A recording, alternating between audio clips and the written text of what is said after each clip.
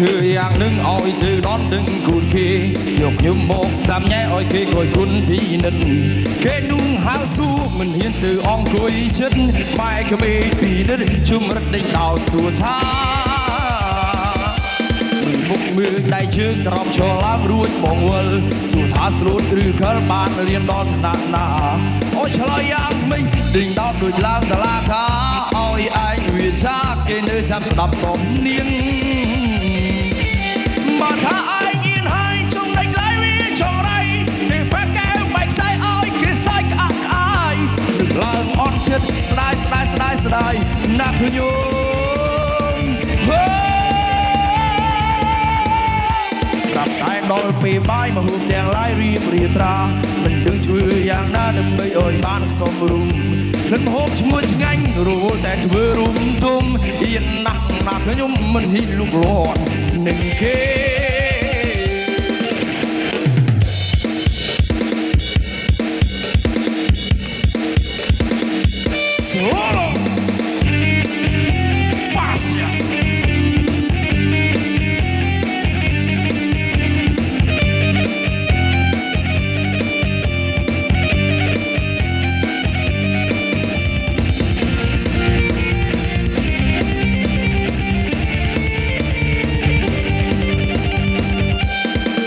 ធ្វើយ៉ាងនឹងឲ្យទៅដល់ដឹងគូនគេ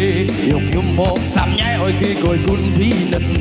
គេนุ่ងហៅស៊ូមិនហ៊ានទៅអង្គុយចិត្តម៉ែក្មេងពីនិតជុំរត់ដេញដោសួរថា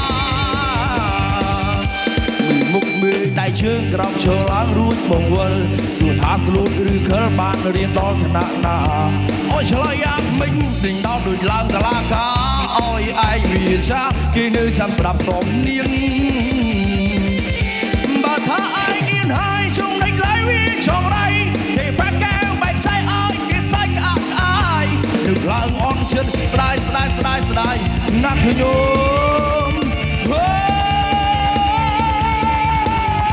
ស្រាប់តែដល់ពេលបាយមកហូបទាំងឡាយរៀបរៀត្រាមិនដឹងធ្វើយ៉ាងណាដើម្បីឲ្យបានសមរម្យខ្ញុំហូបឈ្ងុយឆ្ងាញ់រវល់តែធ្វើរុំទុំហ៊ានណាស់ខ្ញុំមិនហ៊ានលុកលាន់នឹងគេ